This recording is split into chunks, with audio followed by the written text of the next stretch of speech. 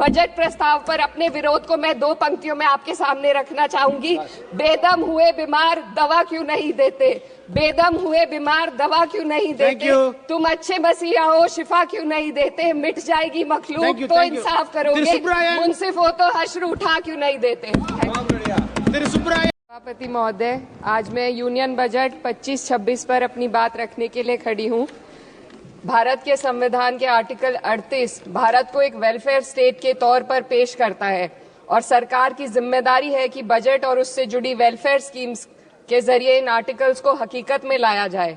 इसलिए union budget सिर्फ एक आंकड़ों की किताब नहीं, बल्कि सरकार की प्राथमिकता और वेलफेयर स्टेट के संविधान से जुड़ी वफादारी का आईना है।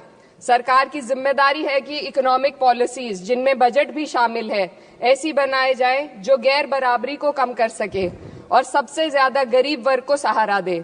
बजट वो लाइफलाइन है जिससे शिक्षा, स्वास्थ्य, पेयजल, social security, SC, ST, minority, गरीबों की भलाई के लिए स्कीमें चलाई जाती है। मगर ये बजट को देखकर महसूस होता है कि ये भविष्य के निर्माण से ज्यादा हेडलाइन बटोरने का एक दस्तावेज है। इससे सबसे ज्यादा प्रभावित होने वाली वही लोग पीछे छूट रहे हैं जिन्हें सरकार के सहारे की सबसे ज्यादा जरूरत थी। वो किसान जो बढ़ती लागत से परेशान हैं, वो नौजवान जो बेरोजगारी का सामना कर रहे हैं और वो औरतें जो निजामती रुकावटों से जूझ रही हैं और वो गरीब जो महंगाई के बोझ के तले दबे हुए हैं। This government is proudly marketing the income tax exemption of 12 lakhs. But the question is, how many Indians even earn that much to benefit from it? Only 2.2% of Indian population pays direct taxes, whereas no relief has been given in regards to indirect taxes, the burden of which falls on everyone, especially the poor and weaker section of the society. This clearly shows that this is not an inclusive budget. GST की ऊंची दरों ने आम आदमी की कमर तोड़ दी है। जरूरत इस बात की है कि खाद्य सामग्री, दवा, स्कूल की किताबें और जरूरत की चीजों पर टैक्स कम किया जाए। पेट्रोल, डीजल पर टैक्स कम करने की कोई कोशिश नहीं हुई, जिसका सीधा असर हर नागरिक पर पड़ता है। आर्टिकल 41 कहता है कि सरकार को ये कोशिश करनी चाहिए कि वो अपनी इकोनॉमिक हालात और रिसोर्सेज के हिसाब से लोगों को रोजगार दे। इस बजट ने बेरोजगारी दूर करने की दिशा में कोई ठोस उपाय नहीं दिया है। नई नौकरियों की बात तो छोड़िए, जो पहले से थी वो भी खत्म होती जा रही हैं। स्किल डेवलपमेंट प्रोग्राम के नाम पर करोड़ों खर्च किए जा रहे हैं, मगर सवाल ये है कि ट्रेनिंग लेने के बाद कितने नौजवानों को असल में नौकरी मिल रही है। सरकार के पास इसका भी कोई आंकड़ा नहीं है। सरकारी विभागों में लाखों पद खाली हैं, मगर भर्ती का कोई प्लान नहीं है। आर्टिकल 45, जिसके द्वारा सरकार की जिम्मेदारी है कि हर बच्चे को 6 साल की उम्र तक फ्री और जरूरी तालीम मिले ताकि उनका बुनियादी तालीमी डेवलपमेंट सही से हो सके, जिसको संसद ने शिक्षा का अधिकार अधिनियम बनाकर और भी मजबूती दी थी, परंतु इसकी जमीनी हालत क्या है वो किसी से छुपी नहीं है। नगरीय क्षेत्रों में सरकारी स्कूलों में शिक्षक न होने की वजह से स्कूल बंद हो रहे हैं तथा दूरस्थ ग्रामीण क्षेत्र के स्कूलों में टीचर ही नहीं पहुंच पा रहे हैं।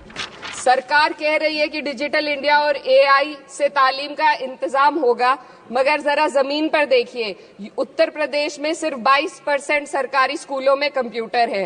मेरे संसदीय क्षेत्र कैराना में कई सरकारी स्कूल शिक्षक न होने की वजह से बंद हैं और मदरसा एजुकेशन के बजट में 57% की कटौती कर दी गई है। क्या यही सबका साथ सबका विकास है? इसी तर्ज पर अस्पताल हैं जहां पर डॉक्टर नहीं है। आर्टिकल 47 अच्छी सेहत और जिंदगी के स्टैंडर्ड को बेहतर बनाने की आवश्यकता पर जोर देता है। राज्य की जिम्मेदारी है कि लोगों की सेहत और उनके वेलबींग को बेहतर करने के लिए जरूरी कदम उठाए, लेकिन हकीकत यह है कि इस बजट का सिर्फ 2% ही आम जनता तक पहुंच पाता है। शामली जिले में 84 डॉक्टर की पोस्ट स्वीकृत है, मगर सिर्फ 29 डॉक्टर काम कर रहे हैं और गायनोकोलॉजिस्ट मात्र 1 है। दवाइयों की कीमतें बढ़ती जा रही हैं, मगर गरीबों के लिए कोई राहत नहीं है।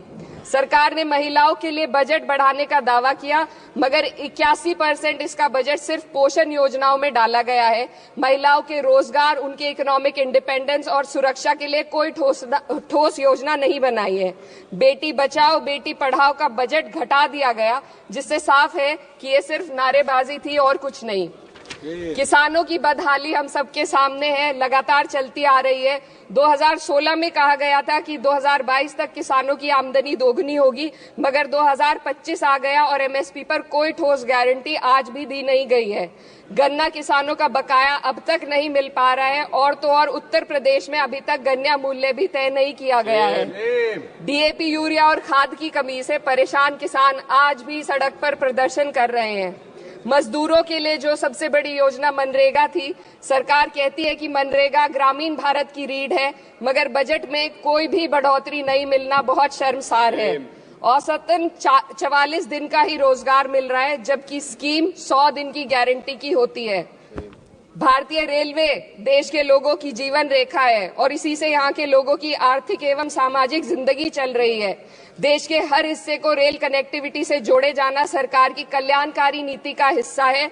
मेरे संसदीय क्षेत्र कैराना के रेलवे से जुड़ी 2 मांगे लंबे समय से लंबित हैं। दिल्ली शामली सहारनपुर रेल लाइन का दोहरीकरण और पानीपत शामली मेरठ लाइन का सर्वे अति शीघ्र ही कराए जाने की बहुत पुरानी मांग को बजट में शामिल किया जाना चाहिए। देश भर में बिजली की दरें बेहद असमान हैं। उत्तर प्रदेश में ये दरें बहुत ज्यादा हैं।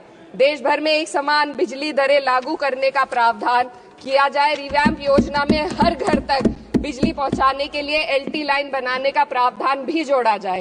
कृषि उपकरणों व खाद डीएपी को जीएसटी से मुक्त किया जाए।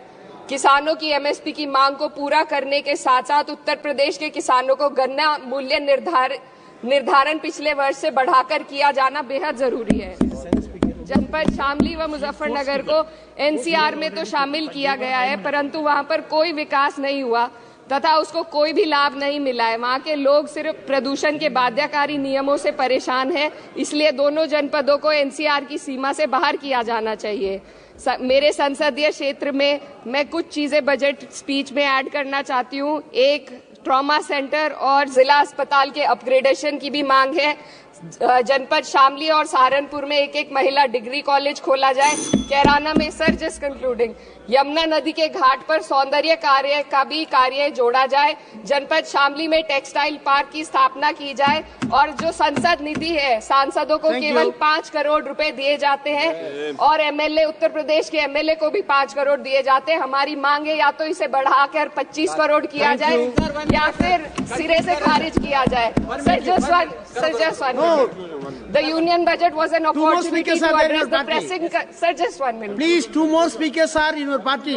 Sir, just concluding. Pressing concern of India's citizen, rising unemployment, soaring inflation, crumbling public services, and deepening rural distress. Yet, instead of offering real solution, the government has focused on optics and half measures. While tax relief for the middle class is welcome, it does nothing for the millions who earn too little to benefit from it. Education remains underfunded. Rural employment stagnates and farmers continue to struggle without meaningful support. The delays in conducting the census and caste census further exposes the government's disregard for data-driven policy making and social justice. India needs a budget that prioritizes its people, not just its economic headlines. A budget that invests in human capital, strengthens social security and ensures dignity and stability for all. But what we have instead is another missed opportunity, one that fails the poor, the youth, the farmers and the women of this country.